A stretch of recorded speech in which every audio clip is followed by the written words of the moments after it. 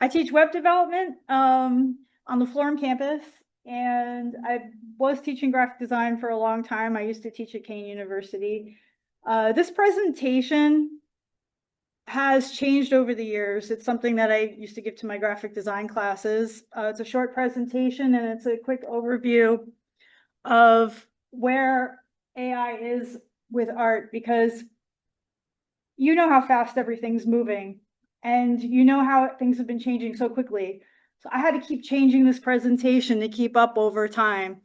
And it was just an interesting thing to me. I've been trying to learn as much as I possibly can, as quickly as I can. I've been calling it micro learning, where I'll take like an hour of my day, just the start of my day, and I'll do 15 minutes, 15 minutes, 15 minutes, whatever I can find online, anything. And I realized that like the human mind, the human brain can learn really fast, but it can't learn as fast as AI. AI can learn much faster. We know that for a fact. But here's the thing. The human brain can be way more creative than AI. That's something that we still have and will always have the advantage. And so as artists, as graphic designers, web developers, um, we have that advantage, and that's a great thing. And so we need to hold on to that, and we need to think about what AI is doing. So that's what this presentation takes a look at. Just basics, right? So clicking on this, oh wait, this one here. I hope I didn't hit the wrong button. Here, so I used to have two of these on here. And then over time, as I developed this presentation, I kept adding more and adding more and adding more. And these are the AI models that actually supposedly generate art. Um, and photo manipulation, all that kind of cool stuff. Have you done it? Have you actually put yourself or your likeness into someone else's photo using AI? My husband has. Yeah, I say all of you guys lit up when I said that. Like, because everybody's kind of used it a little at some point, like, hey, what would I look like if I was an astronaut on the moon, Or what if I actually want a headshot, but I don't actually want to pose for it? So this is happening more and more, and it's very interesting to watch these developments and what these different models can do. So I did ask a few of them. How do you create art? And this is what we need to understand, me talking to AI. I create art through a combination of pattern learning, creative synthesis, and generative imagination. So pattern learning is a big one, because when you think about how AI actually pulls information from data sets, it's looking at everything that you've inputted. This could be 15,000 images, could be a million images. It used to just be a few, but now it's a million. And so here's the thing. It's recognizing information, and it's looking for patterns based on your query.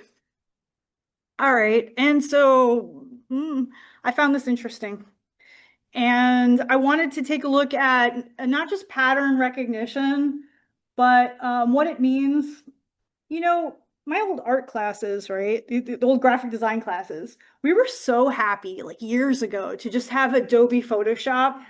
We were like, yeah, the pixels, it could see the pixels, it could recreate the pixels easily. But it still took us a really long time to put our heads on like other people's bodies. It took us a long time, and to make it look realistic, like we were flying in the clouds, like, you know what I mean? To make that look realistic, that took hours. This took a few seconds. This is me talking to AI, took a few seconds. Pattern recognition. So it's actually recognizing the pixels, can take somebody out, can replace pixels easily. That's the easy stuff. But here's the more complicated thing that AI is starting to do now that we see all the time. Fake people, like actual videos of people. And here it comes, right? Because now you have fake people and you're wondering, wait a minute, copyright issues? I don't know, but it's a unique person, right? I mean, if it created a unique person, is there a copyright issue? So we have to look at these questions that we've never had before. I find it fascinating. Marketing materials generated in seconds. You need art for that website, you know, When AI first came out, I was sweating bullets. I was like, just working here for FDU as a web operations specialist. I was like, oh my God, I'm gonna lose my job. Like this thing can do what I can do in seconds, but it really can't. It really can't because there's so much that I have to think about. I have to think about whether or not there's a copyright issue here. AI's not really thinking about that.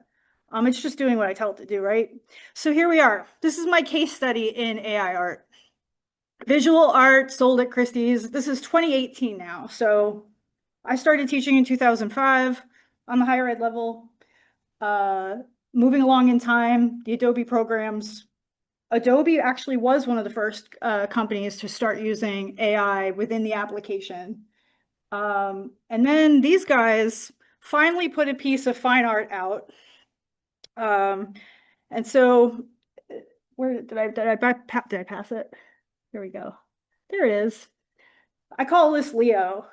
This was put out at Christie's, right? So Christie's auction house for fine art in 2018, not that long ago, really. They were like, yeah, no worries. It's going to sell for a couple $1,000s. This is going to be great. This was like a collective that decided that they were going to use AI so that AI could generate the first piece of digital art. What they didn't realize is how excited people were about it. And it sold for a lot of money, you know, something that wasn't actually, it's like a combination of stuff. It was only a few days ago that, Sam Altman, he's the CEO of OpenAI, and he said, AI is the algorithm that's solving itself. I thought that was so fascinating. When I look at this artwork, AI actually signed the artwork with part of the algorithm that it used to make the artwork. And that's in the bottom right-hand corner, if you see that. No one told it to do that, so that was interesting. Yeah, right. It is blurry, but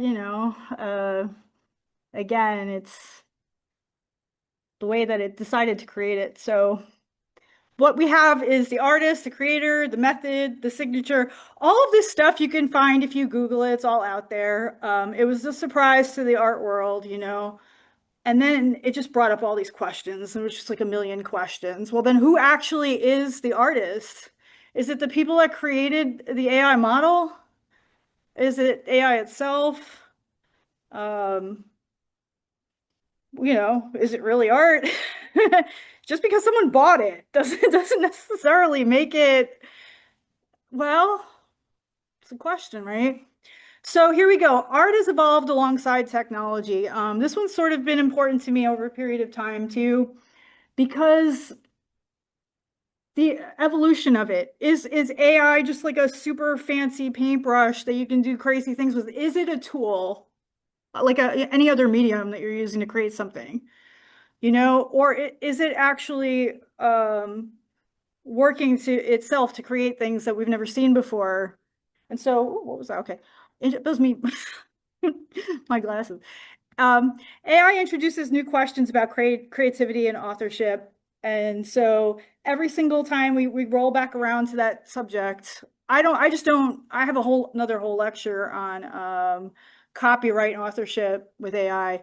So I'm not really going down that road so much here. I'm just sort of taking a look at where we've been and how far we've come.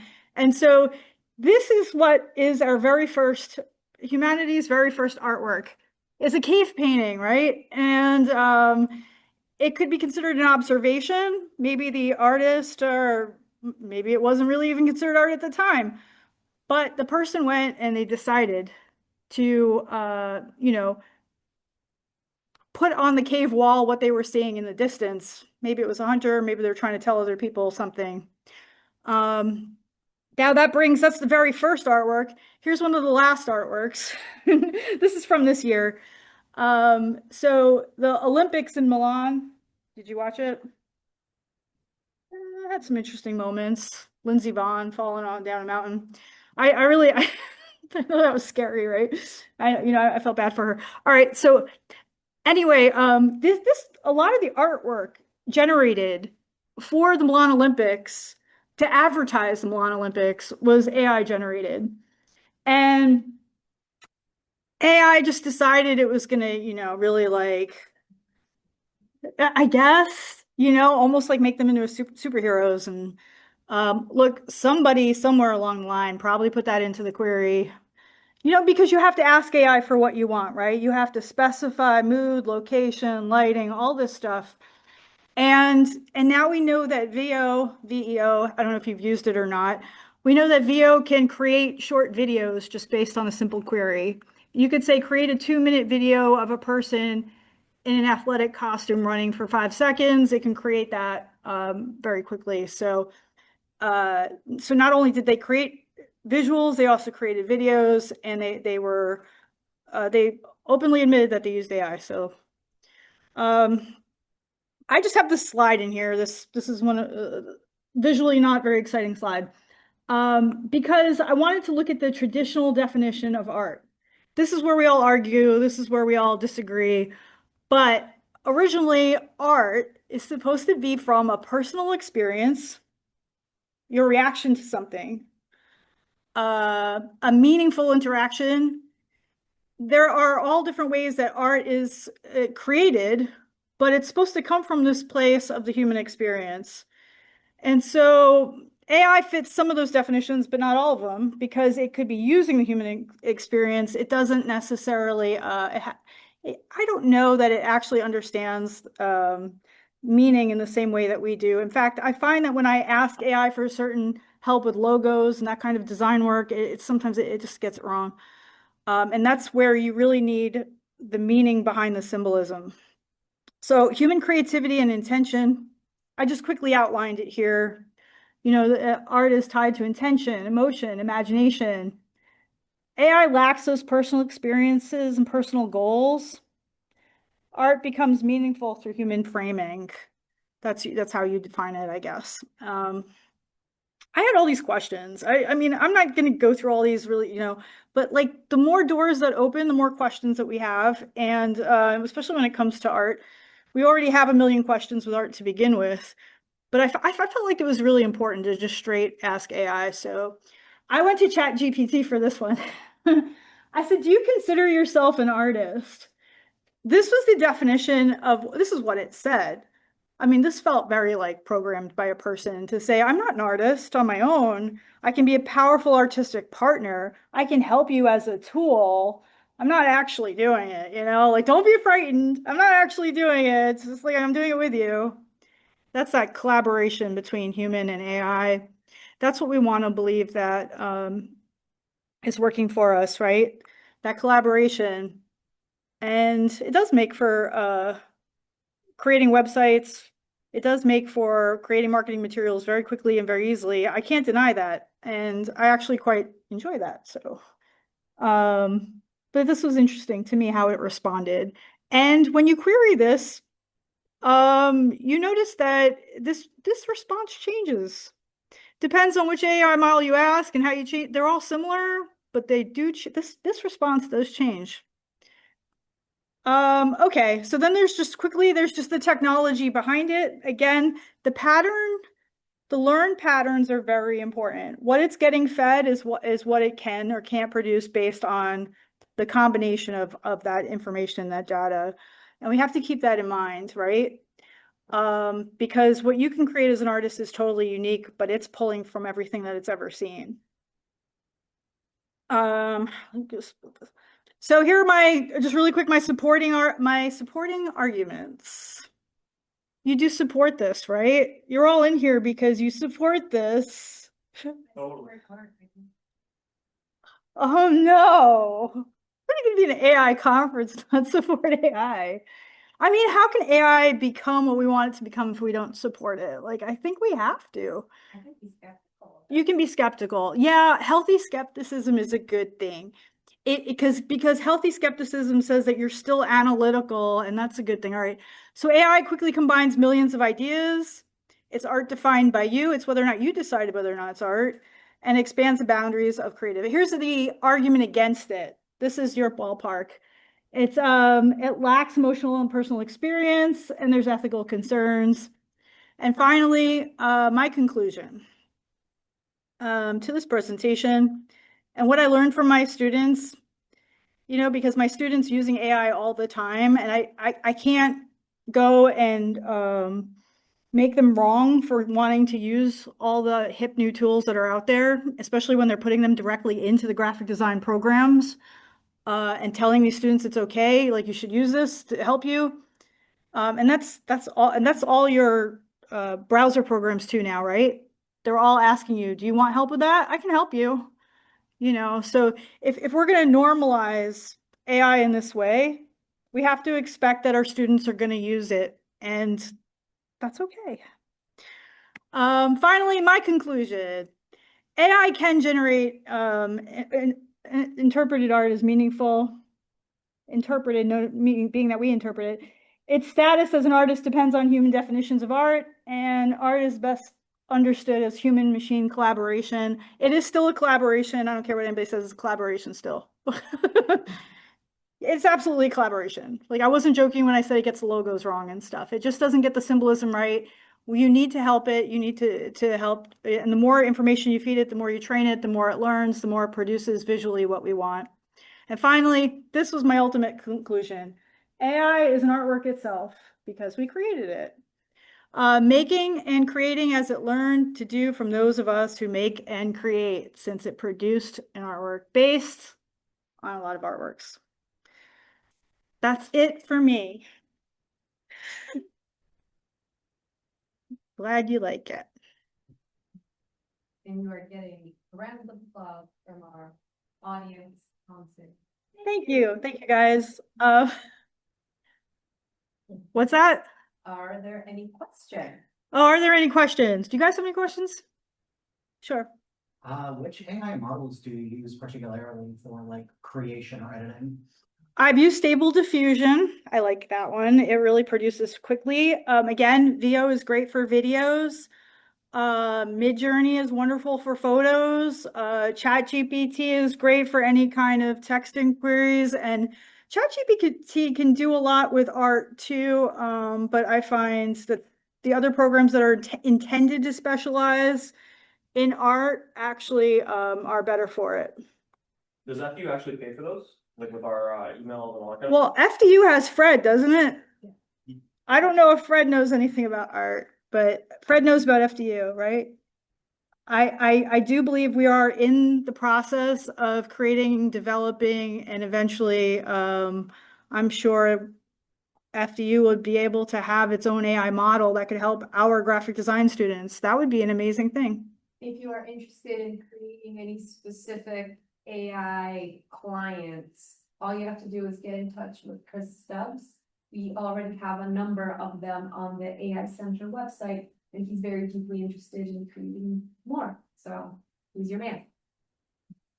Okay, so should I close this out so I can get you set up? Yeah. I'm assuming you're at your laptop. All right. Just as kind of. Okay.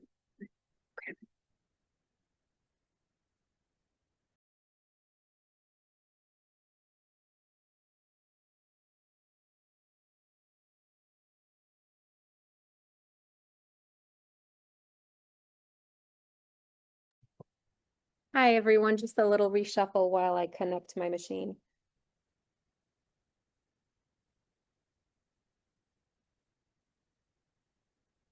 Alrighty.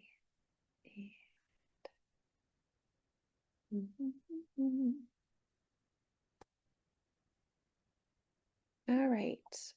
And just looking for, what's your name? Michael. Michael. Okay. Go ahead, you can use my computer. Yeah, what about that is listed on the thing? Oh, no, we didn't have that. No. No, I'm just noticing I'm next listed on it, but if you wanna go first, please go on. Yeah. No. So who am I setting up? I'm Nathan. Hi, okay. All right. Do I need my own HDMI or? Do you want to plug in your computer? Oh, that's what I was gonna do. Yeah, you can absolutely do that. We have an HDMI right here.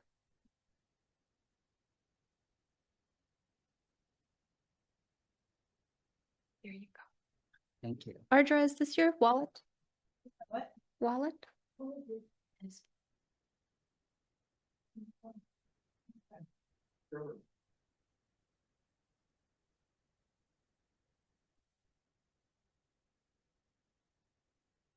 Do I need to connect to Zoom? Yes. Yes, I was ready.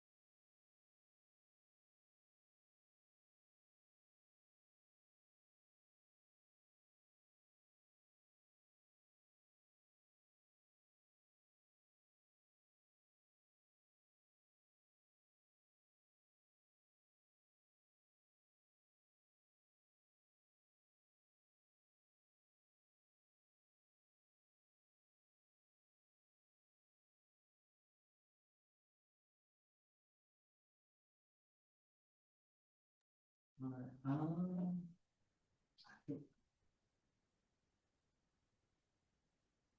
It's coming on.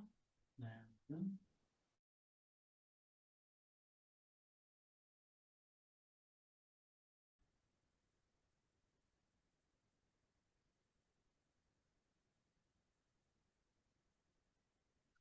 Like these little books. It's really nice. They're cute.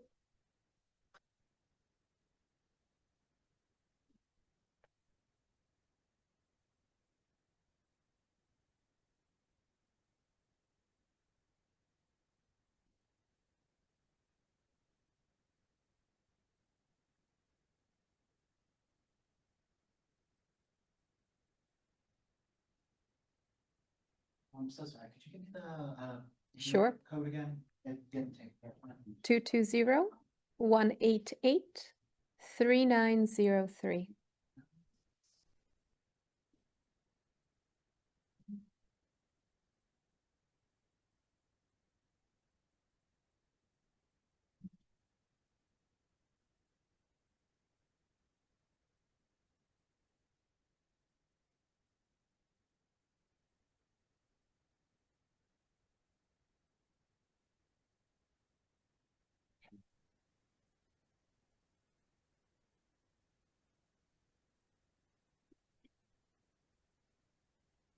Beautiful.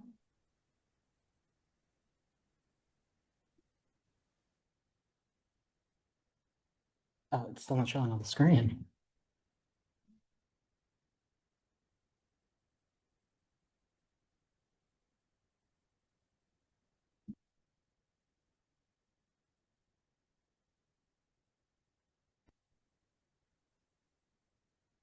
There we go.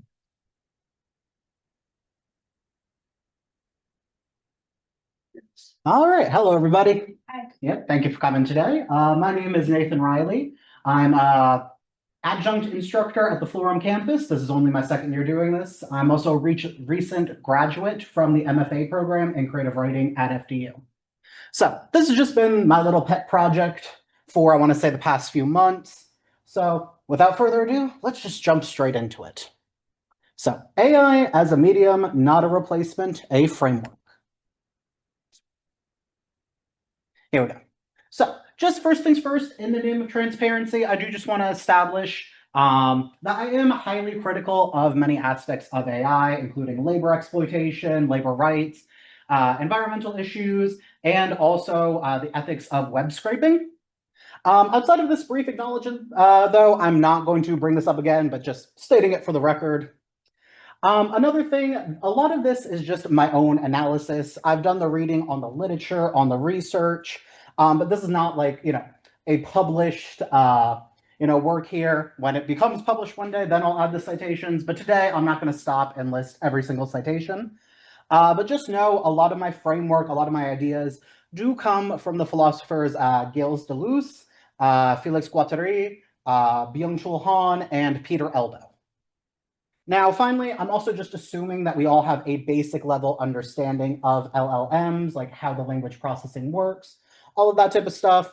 I will probably explain at one point, but just kind of assuming you have a basic level understanding for this all. So let's first look at this slide. We got several pieces of art here. We got some blackout poetry. We have some art made by a hippo at the Camden Aquarium. Anybody seen those hippos? They're adorable. We have some accidentalism art. This person spilled their spaghetti walking home and they were like, wow, that looks excellent. They took a picture of it. This is the logo for Archive of Our Own, one of the top transformative art websites, I want to say, like in the Western Hemisphere. You have fan art, fan fiction, fan songs on there. Just including that, you'll see why.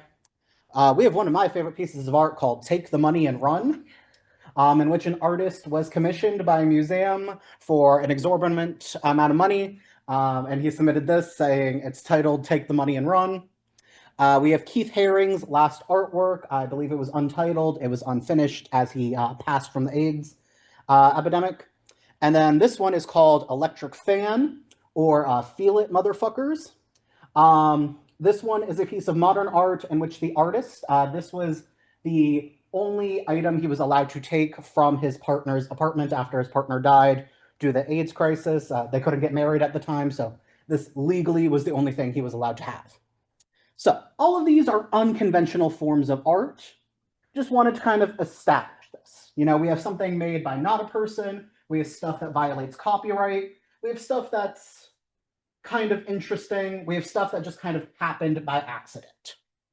So all of that together, let's now just go straight into the argument. Is AI-generated content art? Now, there's a lot of sides to this debate. I think the previous presentation set this up really nicely with how we're going to think about this. However, I think we just need to back it up a little, just kind of ask ourselves, what is art exactly? Now, the way I like to define art is anything you can get away with. Meaning, essentially, as long as you can convince at least one person it's art, it's probably art. Now, this quote is most often attributed to Andy Warhol, or sometimes the Canadian media philosopher Marshall McLuhan. However, whoever came up with this, they had, they were being very specific with what art is. Like I said, it's whatever you can get away with. Now, in these views as well, like in this view, if we extend that a little bit, these following aspects do not determine whether something is art or not, including who or what made the art. As you remember, our little hippo made some art here. How the art was made. We have some accidentalism. We have just some modern art where it was more about the context rather than the mastery or the execution. Some more kind of accidentalism. What the intentions or lack thereof when the art was being made. Again, this was not intentional at all. This one was not made, but it had intentions. It was interesting. And then finally, copyright. Does copyright determine if something is art?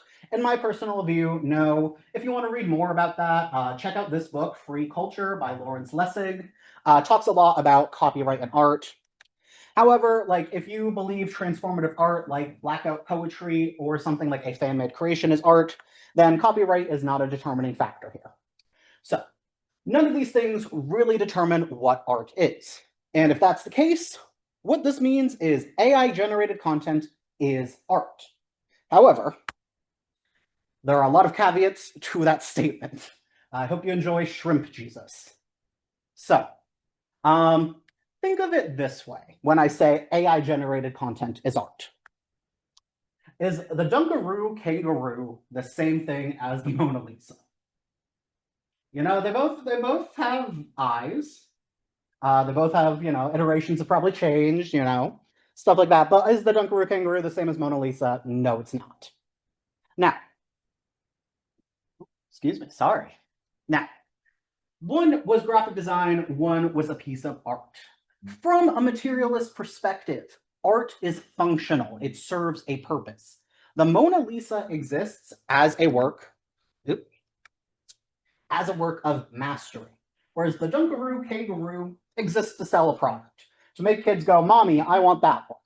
So they are both different pieces of art, but they serve different functions. Now, back to this concept of AI, looking at Shrimp Jesus here. The vast majority of AI-generated content falls into a category that is more similar to the Dunkaroo Kangaroo. If someone inputs a prompt, they lightly edit it, and then they publish it. The purpose of doing so in that way is usually speed, to make money, entertainment even, not necessarily artistic exploration.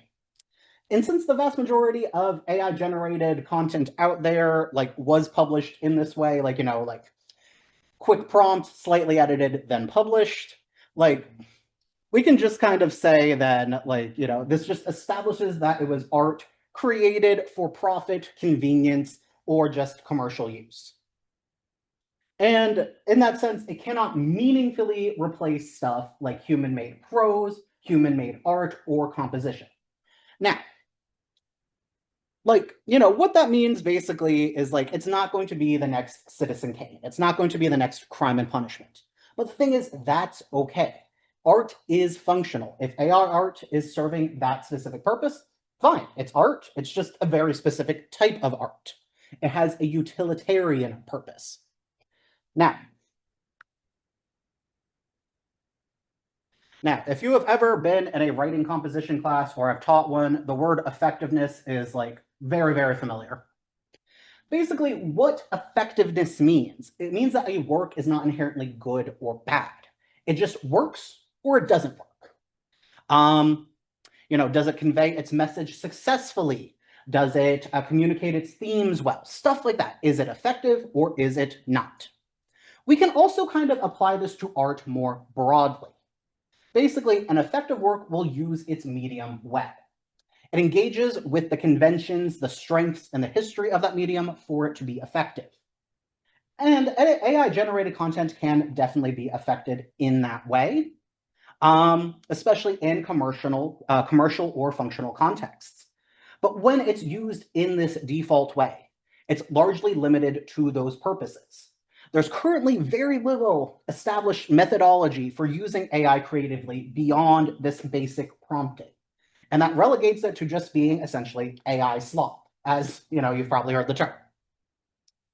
To move beyond that, we really need to start seeing AI as a medium onto itself. And using it in that way would justify using AI in that process. Basically, using AI as a medium means your work should do something that it couldn't do before AI. It can't exist without AI, it inherently needs it there. And simply including AI-generated content isn't enough.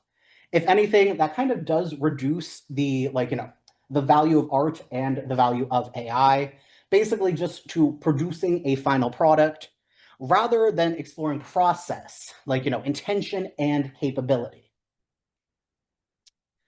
Overall, there is very little point in using AI when we take all of this into consideration.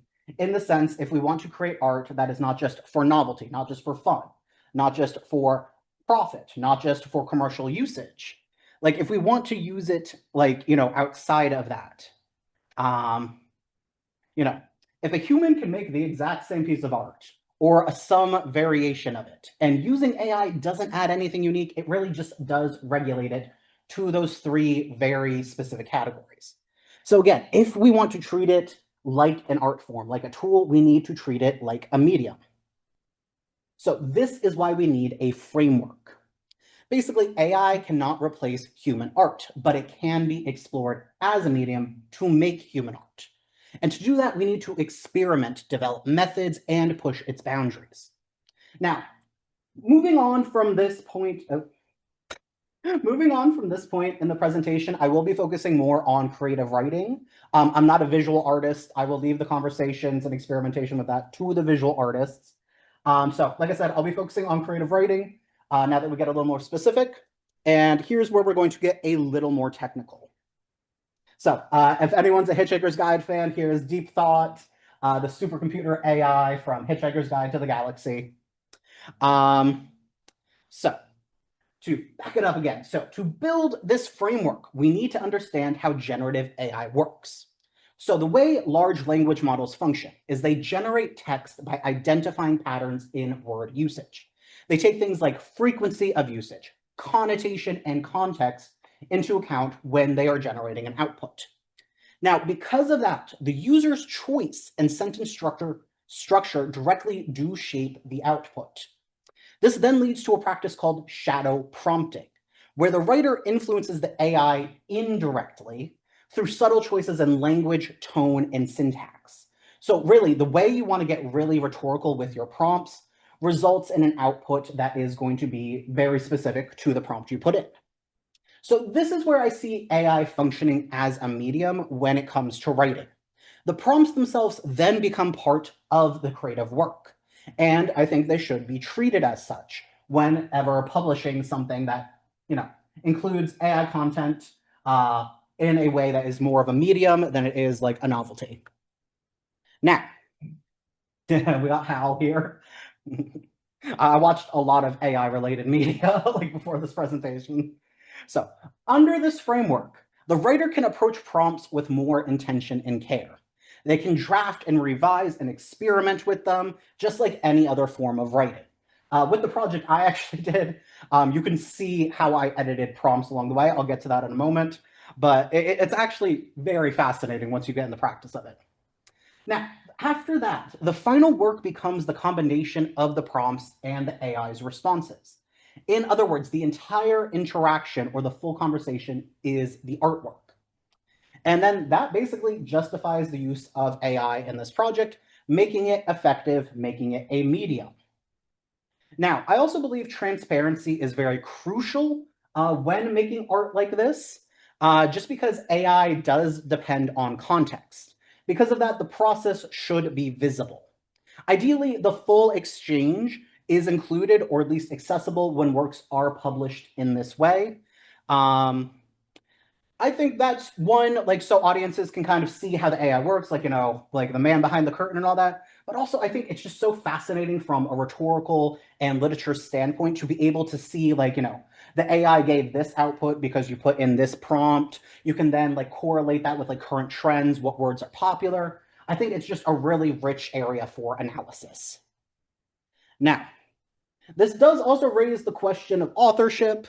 Someone who's working in this way, we might not want to call a traditional writer, but I like the terms I've come up with: AI collaborator, AI curator, or AI creative prompt engineer. So just something to chew on. Like I said earlier, we're very much in the experimental phase.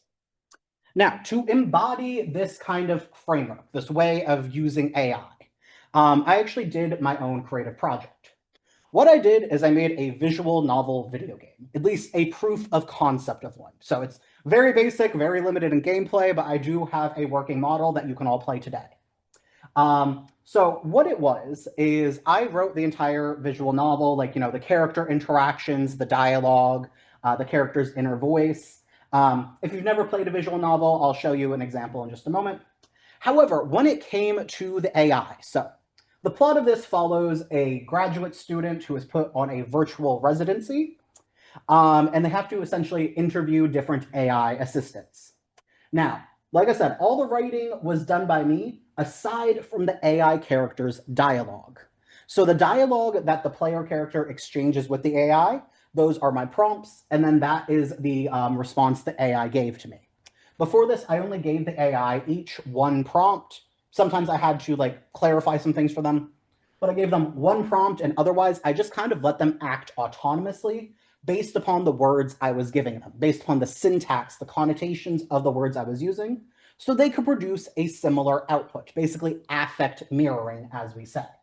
So, that being said, here, like I said, I'm very big on this idea of being transparent with the conversations you're having with AI, since it does shape the entire work. Since I couldn't have every single thing in the game itself, it just wouldn't fit into the structure of the game. Here is my transparency sheet. If you want to scan that QR code, you can see all of my conversations I had with AI throughout the making of this game. I use ChatGPT. I use Claude. I did use Gemini for the one character because I'll explain that in a moment. And then I also used Grok. So let me just explain a little bit more about the game. And yeah, so here are the characters. So the first one here is Miki. So Miki is 100% written by me.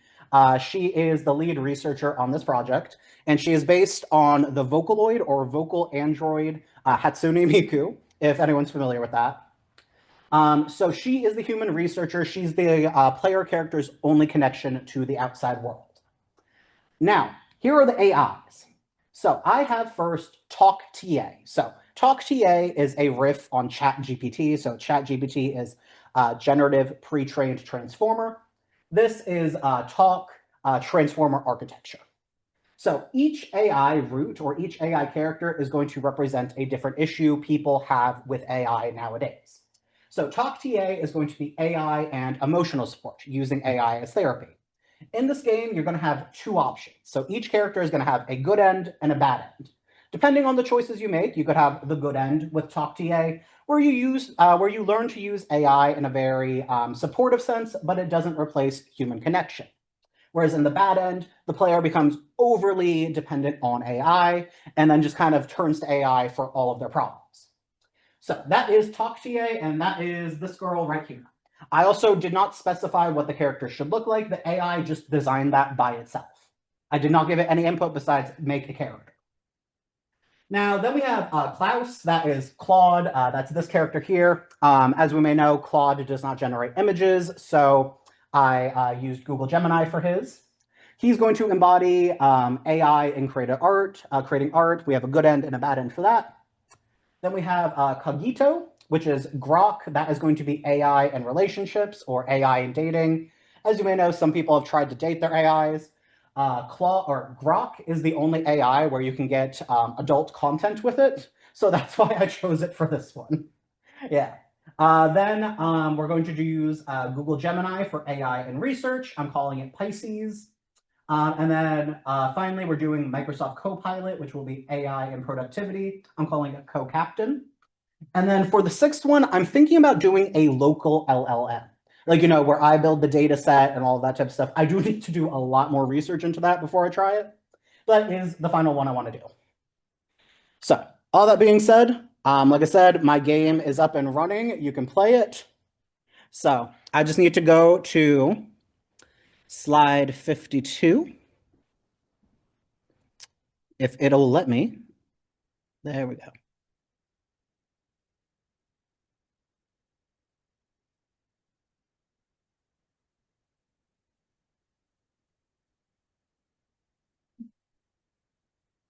All right. So Miki presses the button and suddenly a sci-fi noise comes from the floor pad in the room. You blink and suddenly there are 3 people standing there. And then Miki goes, meet the team. And then the AIs all look like anime characters with slightly different art styles. You take a step closer to them.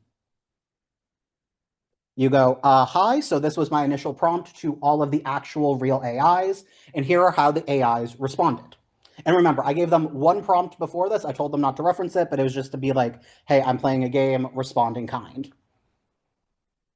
So Talk TA goes, hey there, you're in the research room, right? I'm Talk TA. I guess you could call me your conversation partner for today. How are you feeling? All right, it's cute, it's cute. You don't say anything in response, and then the next AI starts talking without being prompted. So that is how that happened with Grok. Grok is Cogito. Yeah, this one just started talking to me without being prompted. I gave it the initial, like, hey, I'm making a video game. I want you to cover this theme. That was all the info I gave it. And then it just went straight into talking to me. So, yeah. Hey, you're the MFA resident Miki keeps gushing about, right? I'm Cogito. And then, it just keeps going on. You get to meet the different AI. And then finally, you get to choose which route you want to go down, which AI you want to talk to for your whole entire game, and whether or not you'll get the good or bad end. And then you can just choose from there. It loads. And then you just go into your route. So I have this up to the introductions of the characters. This is very much still a proof of concept. It is not complete yet, but hopefully I will complete it soon. Also, there was no coding involved. I made that entire thing on Canva. No coding involved. Yeah. Anyways, as just a little finale here, I'm about to wrap up. Let me just get my little notes. So, in my opinion, using AI as a medium very much needs to be an ongoing conversation between artists and audiences. My framework and ideas here are not meant to be the be all and end all of this discussion, but rather something that can spark more discussions, innovation, and experimentation. Literally just get so weird with it, you create something new. That's my stance. And hopefully one day, AI will be seen as just another tool, not a replacement for anything that currently exists, but a medium unto itself. All right, that's it. And if anybody would like to actually play the game all the way through to where I have it, this is what that QR code is. Yeah, you can play it on your phone too. I recommend playing it vertically because like when you turn it, it like doesn't turn out well. But it is best played on like a computer. All right. Oh, we got questions. Yeah. So you referenced Marshall McLuhan. Mhm. One of his more famous works stipulates that the medium is the message, Hmm. that it's not a transmittal of a message, but the medium itself is the message. What is your take on that in the context of AI? What is the message? I think the message really depends on the context in which it's being published. In the sense of I would say the medium here, like, where I'm presenting at an AI conference is very like, okay, we're experimenting. So the message I would say is experimentation. Whereas if I was to go to an anti-AI conference, it would be very much like a middle finger. So like I think it does depend on the audience just because we are so new with AI. Yeah, I like that. Thank you. My question is, where do you see AI with like video games and video creation moving into the future? It depends on whether we're talking gameplay or writing. Because like with gameplay, it's already in there. Like you have like AI NPCs like shooting you up and stuff, chasing you around.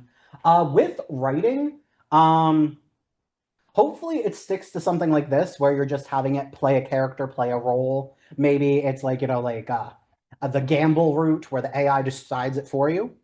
But I think that is something that we're going to have to experiment with and probably have a lot of hard conversations about paying actual artists. So, all right, thank you. All right, anybody else?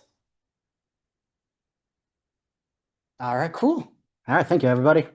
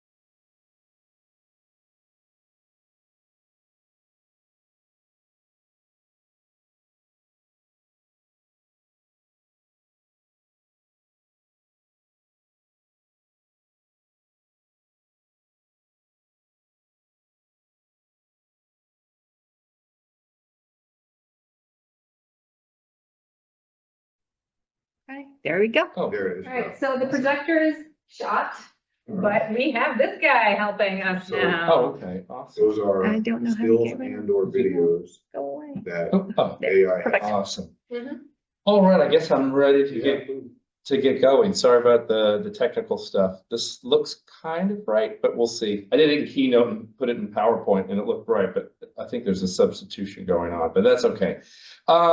So I do a podcast called AI Music Lab, which I'm going to talk about. My name's Frank Bridges. Thanks all for all being here. I'm in now it's the newly minted Arts Communication and Media Department, but I'm at a communications department. We got put together. I'm usually on the floor on campus. I teach on Metro, usually once a semester, just not this semester.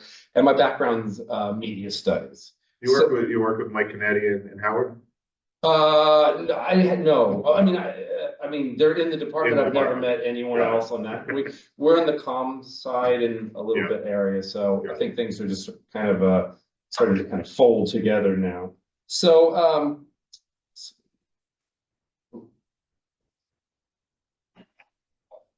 okay, I seem to be in the Zoom controls. How do I control? So sorry. Oh, that's okay.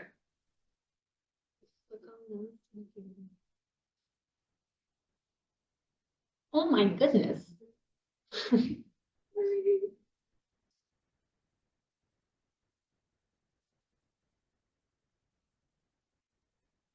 There. Okay. All right, sorry, it looks like we are going to get some font substitution. So just a little bit more about myself. I play music. I've been playing since I was in college in '89. I'm the bassist in a band called Saint Tropez. We're like shoegaze. Some say stoner pop. That's a bit correct as well too. And just a few more bona fides. Out of my dissertation work, I co-founded the New Brunswick Music Scene Archive that's held at the Alexander Library. We won an award, so we're happy about that. I also used to do the Overnight Sensations radio show on WRSU. When I was a college student, I was a DJ there. But a few years ago, I did the show for about 6 years, going basically into COVID, and then I did it through COVID, and we won an award for live broadcast. We'd have bands come on, and I'd talk to them kind of KEXP style. And when I was in college, I founded Well Prime Records, which I ran from 90 to 95. It was like a little blip on my personal timeline, but then I would go on to use that. Okay. Oh, I see there's a little delay here. For my dissertation, which was analysis of a local music scene's record labels on a network of resistance to the demise of the vinyl record. I would not advise taking as long to finish the dissertation as I did. I think it was about 11 years, and they told me you got to finish it or get out of here. So I was already teaching. So again, I've also taught at Rutgers, so I've taught a long time. And then this is going to be an article in the Journal of Popular Music. I have to just make the changes, and that's supposed to come out, I think, this summer. So now onto the podcast. A little about me. I really like music. This is our logo for AI Music Lab, we called it. I do the show with a friend of mine who is in PhD school named Jacob Sanchez. He's more on the IT side of things, information science rather side of things, and he's in Trinity College in San Antonio, Texas. So we were doing, during COVID, we just have conversations, just hanging out, whatever, trying to connect. And then once that kind of all lifted, we decided, let's do a podcast. And we started this in June of 2023. So we're about a 3-year anniversary, I've discovered, from doing this presentation. And I also should note too, sorry, I got thrown off a little bit in the beginning. This is a highly qualitative presentation of just thinking about what I've done with AI Music Lab. I know the other works here have been also a work in progress, so I find that encouraging too. So this was a way to kick me in my butt, to kind of look at what we've done over the past 3 years, and is there an article in it of some sort? So I thought, well, let's kind of look at if there's a presentation maybe first. So we've used AI in the very beginning. Again, this was like 3 years ago for our logo. We talked about design work as well too. Gave it some prompts, got some stuff out. I have a long time of doing graphic design. That was a previous career of mine. So then I would convert it to line art and then manipulated it. We have an introduction voice. We kind of wanted like a late 20s, early 30s female NPR sounded person. So we found a voice for that. I even forget now, it's been so long, what software we used. and she does the introduction for us as well. We've has 46 episodes. Our last one just came out. We've done, sorry, there's a little lag here. 3 interviews so far. We probably should do more. Again, this is kind of a point of reflection. It's me and Jacob talking about whatever we think ties to AI and music. Again, production, the music it's made, and also since we're professors, we end up talking about AI in the classroom, which is kind of the 3 areas that this presentation's about. And it's on Spotify and Apple. We'd like to put it on more, but I don't know if you've done a podcast before. It's more of a pain than it seems than it should be. We have mixed views of being on Spotify. It is definitely easy, and then it just gets pushed over to Apple. I'm pretty sure it still has been pushed over to Apple. Which platform are you using? Spotify is our main Oh, one. you're not using like a Buzzsprout or? No, we something just like do that? it. We just Zoom, and then we'll dump it into editing software. I think it's Logic.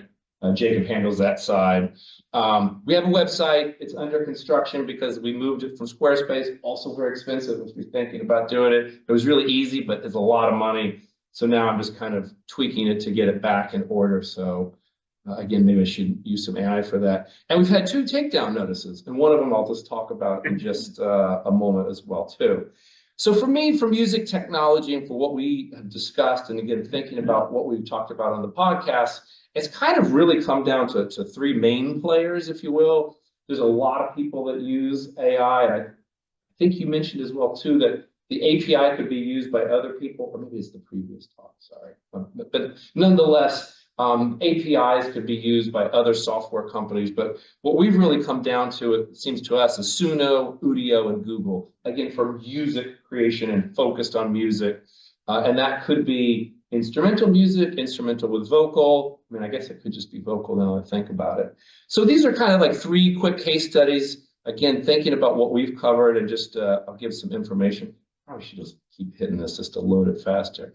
So Udio was introduced in April of 2024. It was formed by Google DeepMind researchers, started the company, they left, and we'll get to Google in a second.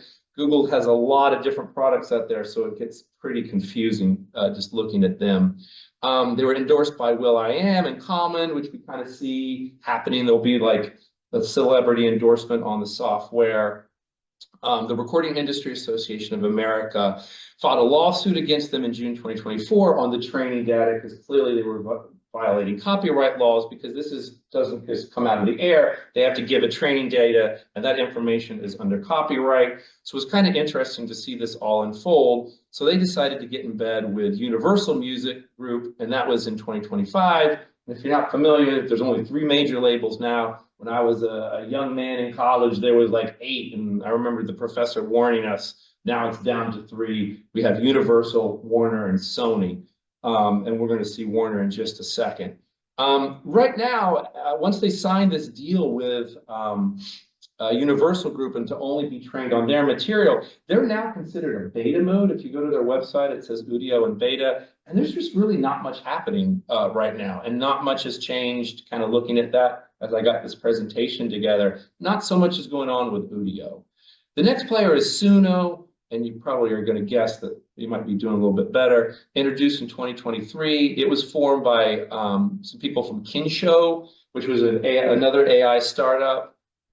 And almost immediately they signed with Microsoft to get a partnership. So if you're in Microsoft and you're in, I think it's Copilot, they have some sort of different AI drop downs. One of them is to make music. That's being powered by Suno. They've licensed the API to Microsoft, and they've been using that for a while. They were endorsed by Timberland, and they were also hit with the same lawsuit. Separate lawsuits, but going after both companies in June of 24. So Suno decided to partner with Warner Music Group, second of the big 3. And they came out in September of 2025, just last year, with what's called the Suno Studio DAW. Now, I haven't talked about this, but DAW is a digital audio workstation. That means it has multi-tracks. Your GarageBand, your Logic, I don't know if Cakewalk's still around, Audacity for PC users. And that multi-track gives you real control of rhythm guitar, lead guitar, main vocal, backing vocal, second main vocal, backing vocal, third main backing vocal, samples, maybe a few different ones for drums, snare, toms, overheads. And that gives you really powerful control. And I think as it's been talked about today, whenever you would get an audio before, it would just be on one track, which is problematic. And if you try to change something, it would just make all sorts of radical changes throughout. And then I think the real stamp of approval is Rick Beato declared them the winner of the AI music makers back in November because they actually have this workstation. It's professional quality or not like a professional quality, where Udio, and this is something we've talked about in the podcast a lot, it just seems really like a novelty. I mean, I think people like to make art. Maybe they need an image for a party or something. People like to write. People like to have AI help them writing, especially if maybe they're an undergrad who knows. Maybe they have graduate school as well, too. I'm sure we're going to find dissertations in the future that have been plagiarized through AI when we move into the future.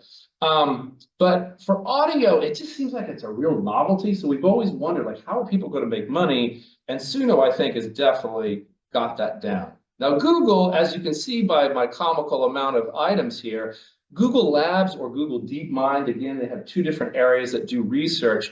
They have all of these different products. Lyra 3 is their #1 audio making software. It came out pretty recently. It's tied right into their Gemini. They also have an API that they use out. They also have a Lyra Pro, which is more for high fidelity use.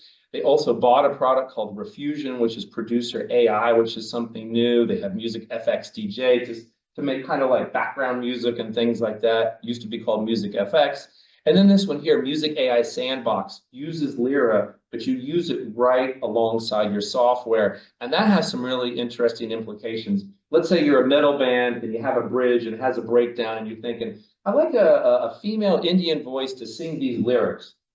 You can generate, you put in the key, the beats per minute, you put in the lyrics, you give it more prompts, right? And you can get a sample that will come back and then you could use it into your material. So that's really interesting. So as I was putting this together, I was thinking, wow, it's really amazing Google hasn't been sued yet because they have all of this stuff. They're clearly training it. They also own YouTube, which has a lot of music on it. #1 player for podcasts right now for distribution. And lo and behold, they got sued last month from a group of independent musicians filed a lawsuit against them. What's interesting twofold for this, they're suing Lyra not just about the permission of using music, but that Google has operated the infrastructure that they use to take this music as well. The lawsuit is also situated in a way, I don't know much about law, but it's also situated that others can come and join it as a class action lawsuit. So it's going to be interesting to see how this plays out, but Google has a lot of money. So we'll see. So media studies, this is my second portion. I'll try to get through this fast. So I was taking this literally of studying media. So we've talked about different artists and musicians that use AI or are AI. So we have 4 case studies I wanted to kind of quickly go through. This is the Velvet Sundown, and it was kind of frightening going back and looking at these pictures because a few months ago it was kind of like, I don't know, I guess it could be AI, Now it's just, oh, it's so frightening. Like it's just the uncanny valley is just right in your face. And there's a lot of pictures of this band, and they all just look creepy. And then when you start to kind of gaze, you can kind of see, well, you can't really see the name of that headstock. That's just some AI gibberish. And if you watch some music, they have a couple different music videos. 4 fingers will turn into 3 fingers and just a lot of weird stuff going on. So the Velvet Sundown is probably like the first big band to break that was AI created. They're like a psychedelic, folk rock, indie pop, kind of that California sound, 60s going into 70s. They had 3 albums that appeared quickly, 2 in June and 1 in July 25. Already a bit of a red flag of how does a band create 3 albums? That's nearly impossible. Also, if you start to Google them, they have no background, also extremely fishy.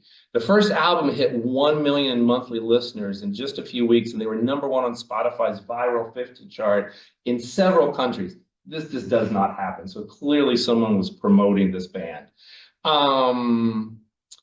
Their big song was Dust on the Wind, not to be confused with Kansas Dust in the Wind, with 4.4 million streams. Now, again, this is like one of the first bands to break. So, 4.4 million, nothing to sneeze at, but, a lot of artists get a lot bigger than that. And then in late June, news coverage was starting to report them as AI. And again, these things just started to add up. There's no background. The artists had names, but you couldn't figure it out. They weren't in any previous bands. How did they blow up so fast?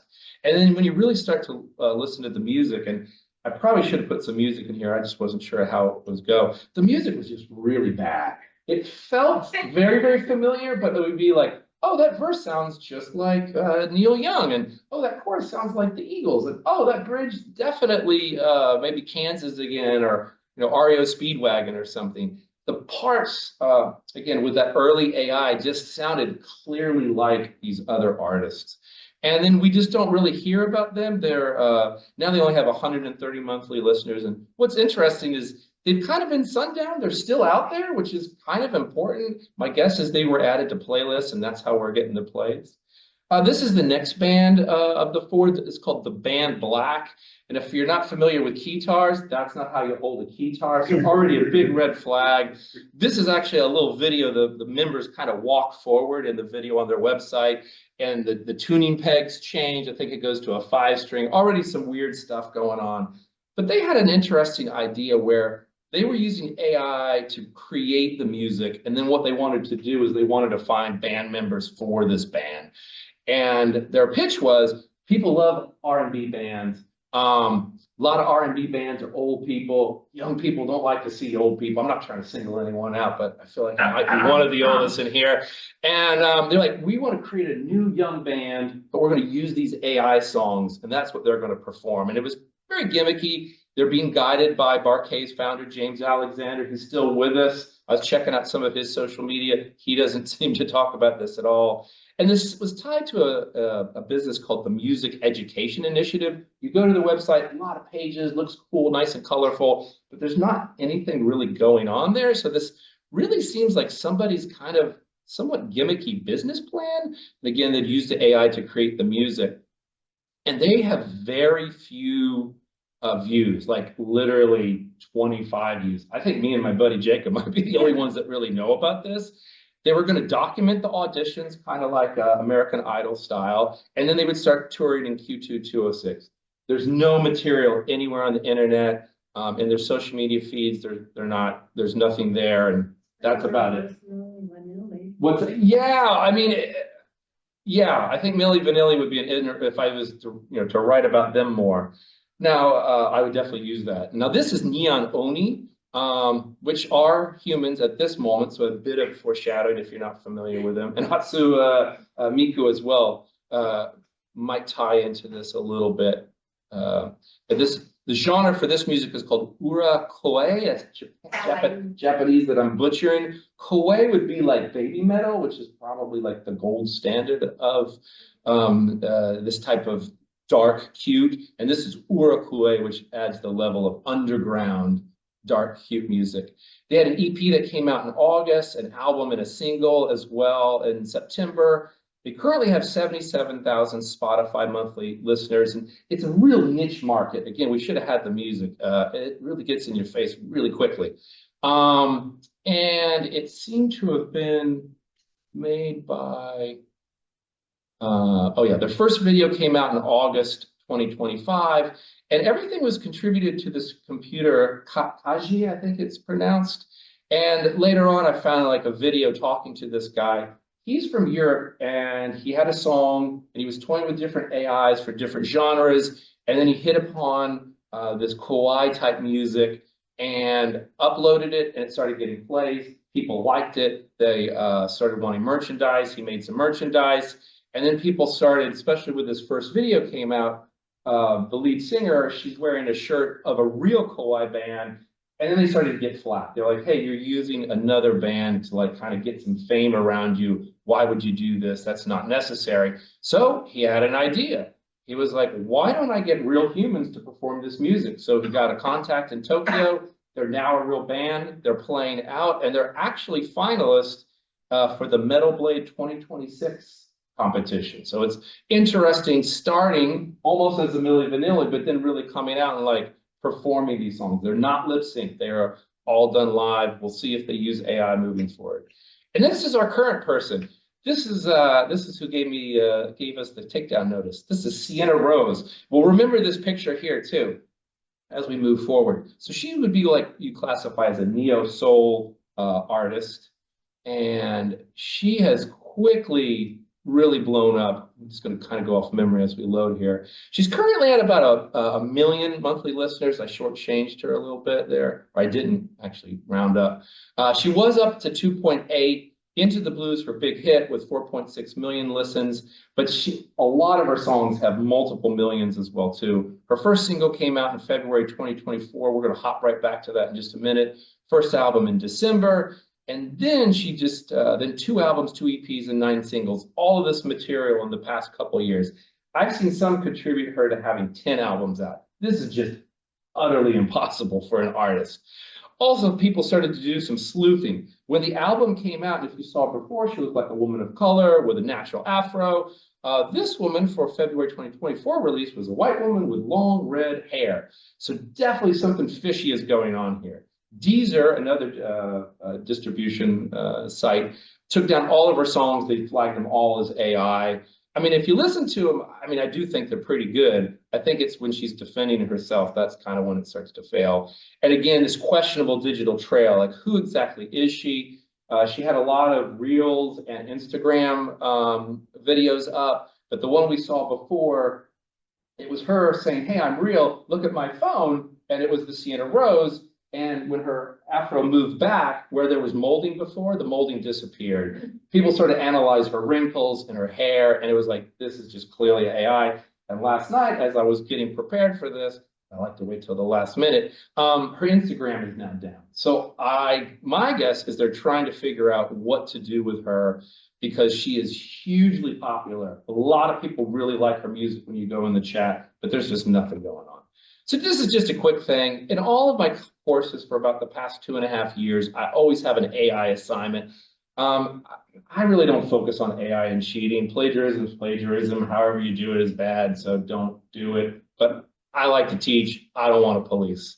So and I had a small group communication class. I hadn't taught it before 2 years ago this spring. I am teaching it now.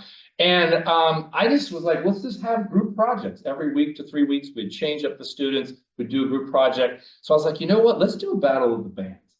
I figured they were going to fail at this, but there would be some sort of learning. But the assignment was you had to come up, and then there was 20 people, I think, in the class, 19. So there were like 3 to 4 people in 5 different groups. And I said, make a song, come up with a band name, and then make a cover for it. And then I gave them a challenge that said, if you get that far, if you want, make a music video. I was utterly blown away. They all made music videos, all genres of music, and it was really good. And again, this was 2 years ago, not like where the technology is now, which is even better. So I have the assignment going on right now, so we're going to find out come next week how they did. And that's all I have, so thank you. I get to take questions. So Frank, Yeah. funny thing you should say about AI assignments. So both Tony and I work actively with the AI Center, and one of the things that we've done is create an undergraduate AI certificate. We are actively trying to find people like you who utilize AI in their courses and would like to get tagged as being part of the certificate. Oh, okay. Well, maybe I should circle back with you. I'll be doing this. Or you can circle forward with me. Yeah. Also, my tack, when I was again, young person, and I became vegetarian in college, and then I became vegan. And I used to just tell everybody how great vegan was. And, you know, what's the joke? How can you tell someone's a vegan? Because they'll tell you in the first 5 seconds to see you. And I was just relentless. And I was like, why are they so angry? They're just so angry at the truth. And then one day I was like, you know what? I'm just being an asshole. Like, I need to really stop that. So we just go out and we're like, hey, you want to get pizza? Yeah, I want to get pizza. You cool, Frank, with pizza? Totally fine with pizza. I get a pizza, get a veggie pie, no cheese on it. What is that? This is a veggie pie. No cheese on it. Would you like a slice? I'd like a slice. It was very tasty. So in my class, I don't want to tell them AI is bad. That debate is out. The genie's out of the bottle. We're not going to do anything about that. That's for other professors to do. I just want them to use it as a tool and then to make an assessment. Part of this as well, too, there's an assessment at the end of Did they like how they did it and how did they do it? So. That's exactly the kind of work that we are interested in. Yeah, I mean, and I have my personal views, which I would answer as well, but I think for the students, and especially, again, when I first started doing this, I would ask, how many people use AI? It was always one dude, who was in the back of the room. If I was to bet $5, I would have bet he might have cheated on a paper. It's just that was the cut of the gym. I've been doing it 15 years. Now I ask of AI, everyone knows about AI. There's a lot of opinions. And it's like really exciting. Now we can really have conversations because everybody's in the loop. And maybe because other professors are teaching this stuff. Thank you. Thank you all. Would you like me to go? Sure. I think there was someone else in line, but No, I'm just listening. Okay. I hope we didn't lose it. I hope it was fine. Yeah. Kristen Turner? The woman from Drew, that's right. That's Sorry, this page. If you want to hook up. Yeah, if we could, Every video, Great. every image, It's got every okay. voiceover, and it edits them all together. Right, so That's really are those impressive. images or just the videos? Click the mentions here. Pull the video, there, you click the videos. Yeah. Oh, yeah, probably. But every one of them is and then at the end of the week, it puts together, if you go to YouTube/AI.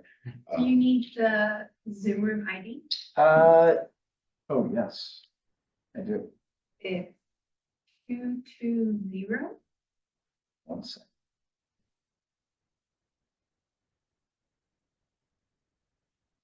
So if you click the weekly recap, it literally takes 5 minutes worth of social media posts, voices it over, edits it all together, and then posts it right up to. I don't ever touch any of my socials anymore. Oh, that's really impressive. You did that for agents? Yeah. Wow. Yeah, this whole video was done with an agent. You're up for vision. Sorry, I'm just trying to figure out Zoom for something.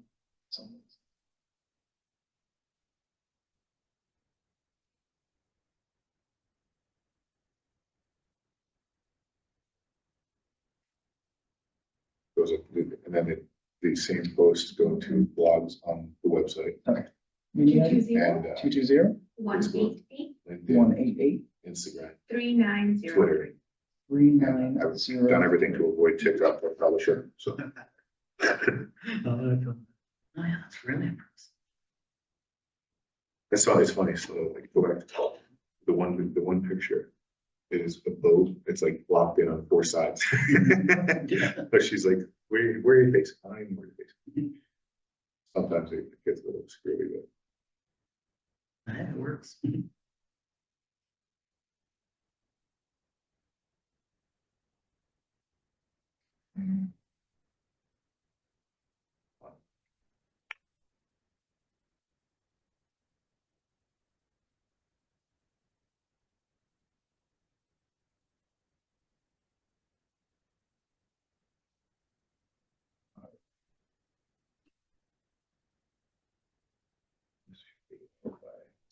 So The projector here this is has Samantha. major issues. She does. Give us such major trouble. It might be an HDMI plug-in issue. There's a PC those who tried multiple cables. Yeah, I know, I was using it earlier. So. Did you need that HDMI cable? Yeah. Or is it? This is Samantha. This one, the HDMI cable? I don't want to forget it. Oh, no, that's okay. Oh, is it in? Oh, okay. Yours, yeah. Sorry. Oh, no problem. Totally Complete imposing commercial on you. AI. Oh, no problem at all. I didn't know how we were connecting to that. The only disconnect is her. Yes, I'm ready. Is the Don't audio forget to connected? unmute. Yeah. Yeah, okay. As long as you're unmuted, it's gonna pick you up. Okay, so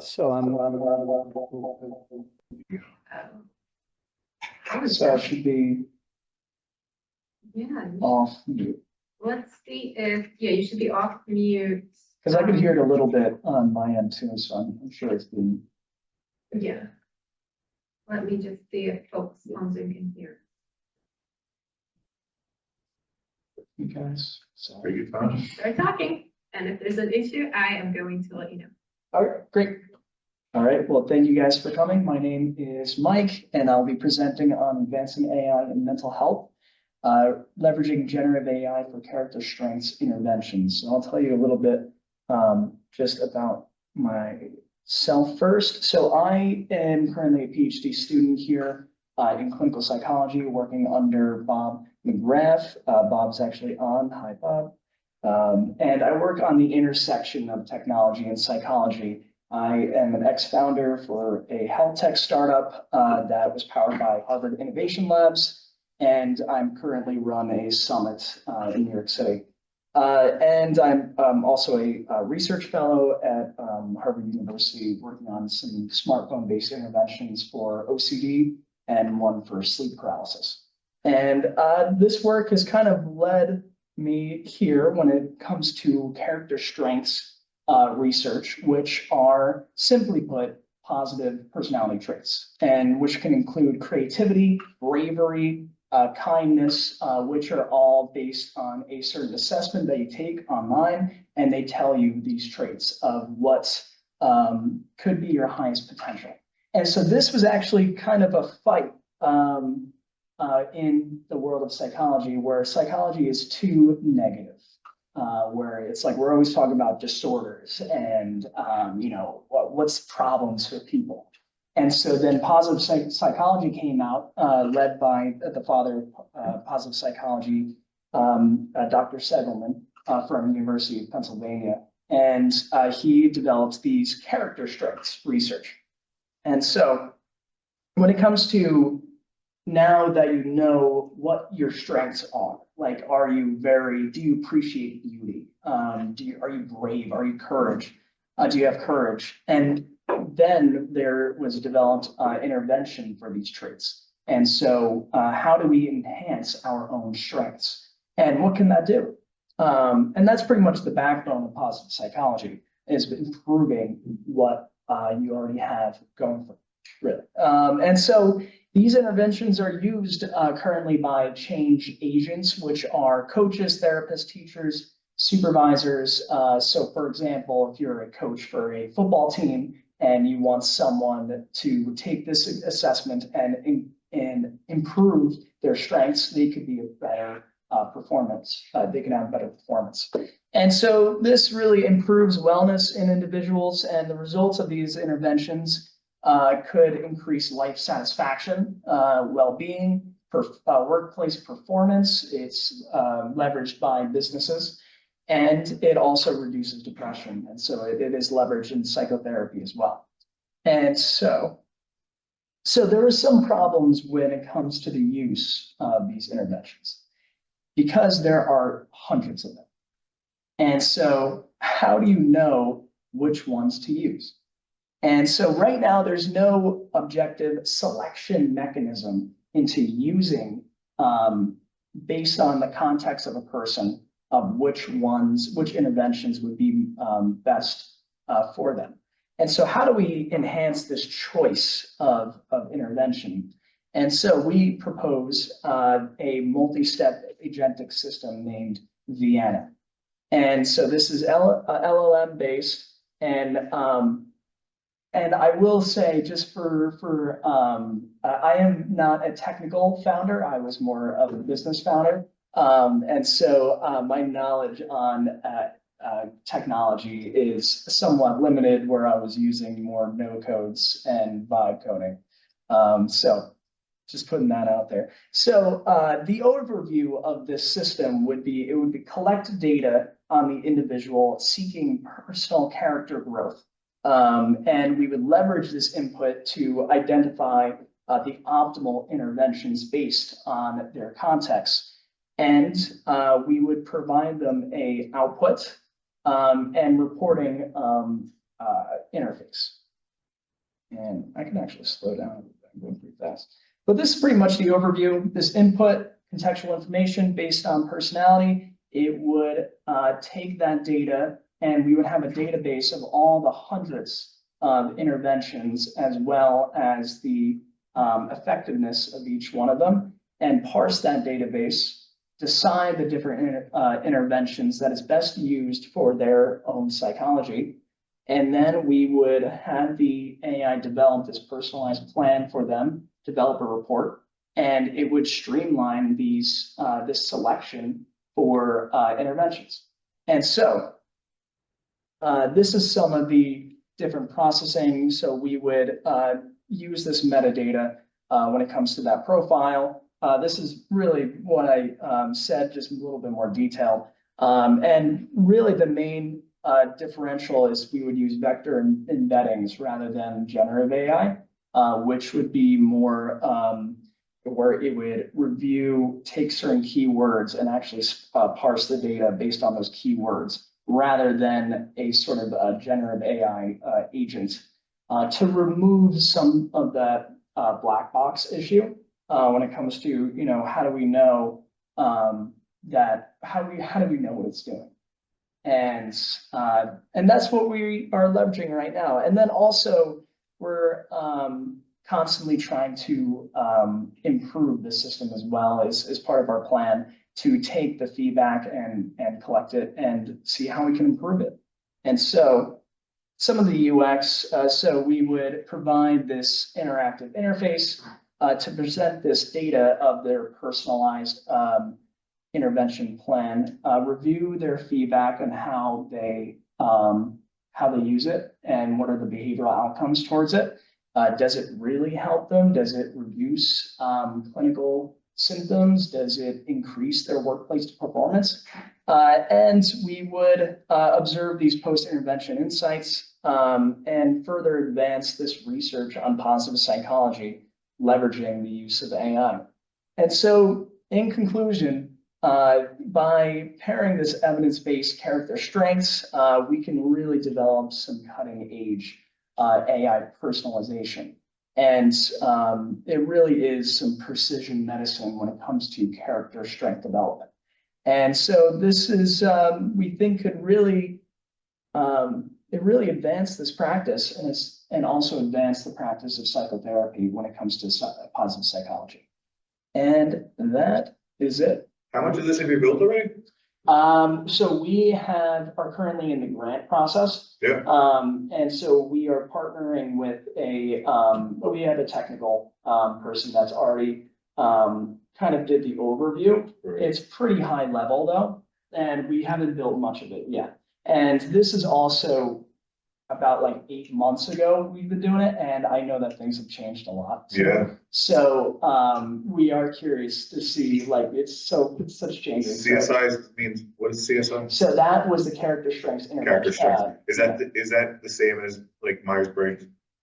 Yeah, exactly. Yeah, and so it would be that would be more of like the assessment of the character strengths. Of the strengths. Yeah, these ones are like the actual intervention of changing or improving these strengths. I have an agent that takes Myers-Briggs, Yeah. analyzes what email you wrote to me versus how it was written versus the personalities of the Myers-Briggs, and then replies to you the way you would expect to be replied to. Not the way I would normally reply, how you would expect to be replied to. So you're more likely to respond, right? That's curious. Yeah. That's a curious way of like leveraging personality when it comes to like the perception of AI too. Is really interesting. I mean, we're doing a lot of work now on like the perception of AI and your personality traits, and seeing like how can we make it more effective? How can we make it more effective just on conversational AI as well? And what can we do? And so it's curious. Yeah. So right now, I mean, it's pretty high level currently, but we're also working on a bunch of different projects when it comes to AI and psychology too. So I would love to take just your slide deck and put it into code, Claude code, and just make this. Do it right now. Yeah. You'd have 95% of your tool finished for you. Yeah, I think that's a great idea. I think, I haven't even used Claude Code yet. Let's do it. Come on, let's do it. Let's do it. I have it right there. We can do it right now. Yeah, let's do it. I'm all for it. But do you guys have any questions? No, this is cool. Awesome. Thanks. Yeah. Could you talk a little bit about the vibe coding you did? Because I just Yeah. think it's indicative of where we're at. Like, I'm not really into technology. I just did this vibe coding. Like, wait, like, okay, yeah, all right. Yeah, so so my startup, was a Zillow for mental health resources that I was selling to hospitals and crisis teams. And so it was a small niche market, and the hospital sales cycle is crazy. And so, yeah, it was a lot of fun. So really, it was all no code. I just used some platform called Knack, and it just worked. And this was in 2024 as well. Oh, Yeah, and it's still being used today, which is fun. So yeah, so that was my vibe coding experience, but I never used like Cursor or Lovable. I've used it for a couple different projects, but that one was just no code, really. Yeah. But The vibe code for me would be a super scary way of, I mean, when you think about security and yeah. HIPAA and all that other stuff, that gets scary, right? You need some serious security behind it. 100%. If that was to grow that way. But Yeah. sexy idea. Thanks. Yeah, it's I think that is one of the biggest issues right now is how to automize like HIPAA and how to get around that. I mean, I know that people do it. I mean, Yeah. talking about the story right now with Wegovy or I forgot what the startup, the New York Times article just recently built $1 billion company based on just Claude and yeah. I don't know if you guys New know York that. Times had the story. Yeah. Yeah. Yeah, and so 1.8, I think 1.8 billion. yeah, crazy Yeah. amount. And he vibe coded that pretty Yeah. much, which is crazy.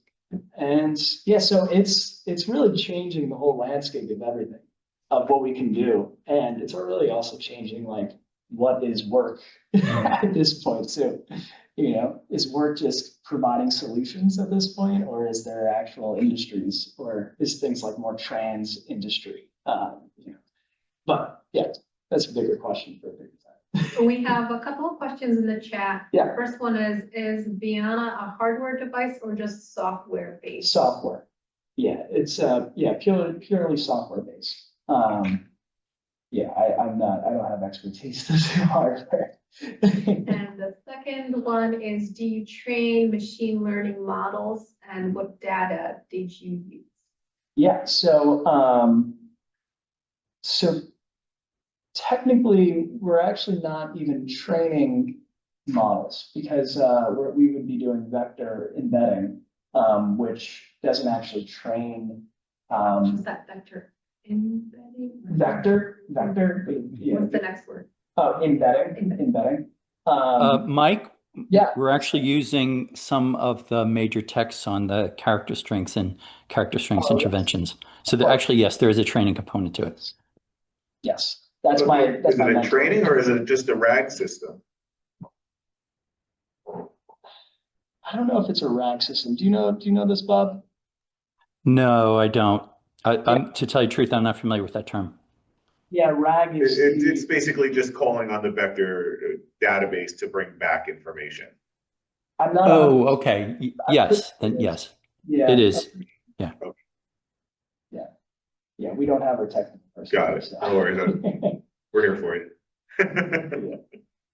It sounds like Dr. Neela Singh, who's asking quite a few of these questions and teaches a lot of this stuff, is very interested, so you might want to connect with her. Oh, yeah, of She course. will. Yeah, I'd love to, I can get her email or I don't know, possible. But, Sure. yeah.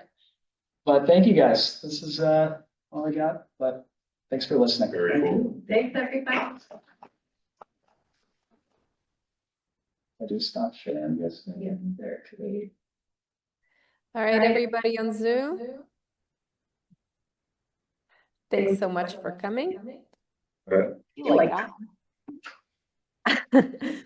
Okay, everybody, thanks for coming. See you soon. Bye.